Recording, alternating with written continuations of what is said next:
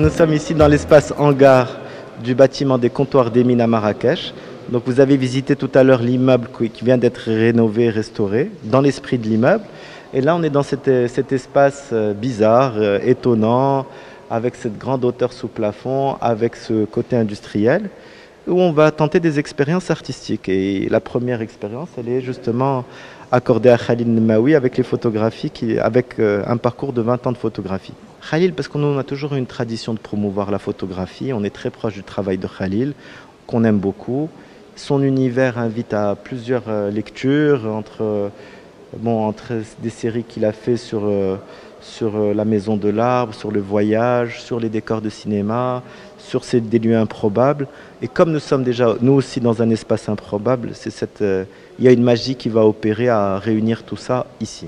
Et je pense que le public cherche aussi des expériences dans des espaces un peu industriels, sortir du cadre léché de la galerie et de proposer d'autres types d'événements. Et puis même pour les artistes, c'est tellement plus excitant, entre guillemets, de tenter l'impossible dans des espaces pareils. Donc on les suit dans leur envie de réaliser un beau truc. Des feelings, on sent que quand même tout ce qui est innovation plaît, qu'il y a des structures un peu pareilles ailleurs. Donc on ressemble à ce qui existe parfois en Europe, même parfois maintenant au Moyen-Orient. Donc peut-être que l'envie du public viendra avec ce qu'on pourra lui proposer.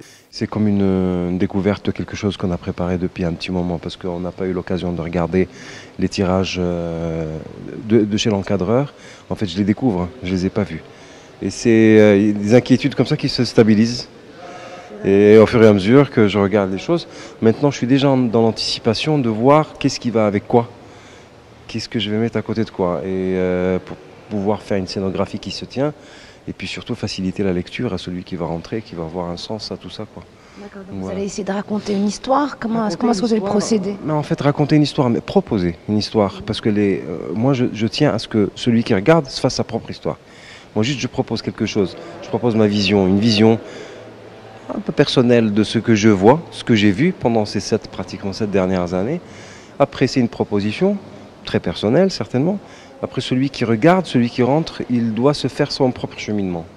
Et pour moi, c'est ça le bénéfice. Je n'ai pas envie d'être dans un espèce de côté didactique. J'ai envie que celui qui rentre ici rêve et s'approprie mon regard pour regarder aussi le monde sans prétention, regarder le monde autour de lui à travers un peu ces images-là. Et qu'est-ce qu'on a là comme exposition? Est-ce qu'on a des points cruciaux, des choses marquantes, des étapes de vie? Oui, il y a des étapes de vie, clairement, on peut dire. Il y a des extraits de la première série que j'ai montré vraiment en tant qu'expo personnelle, qui est la Maison de l'Arbre, où j'avais travaillé sur la corrélation entre le végétal et le construit. Donc il y a 4 ou 5 images. Puis après, il y a... C'est une série qui a été très très plébiscitée, qui a été primée, c'est très compliqué à fait de faire un deuxième travail aussi fort. Donc il y a une partie de ce que j'ai fait après. Donc ça c'est le premier travail, c'est 2010. Ce que j'ai montré après, c'est 2013, donc 3 ans quand même. Pratiquement 3 ans de gestation avant de montrer autre chose. Et après, le temps se raccourcit. Il y a 2 séries supplémentaires, dont une qui est en cours, qui n'est pas finie.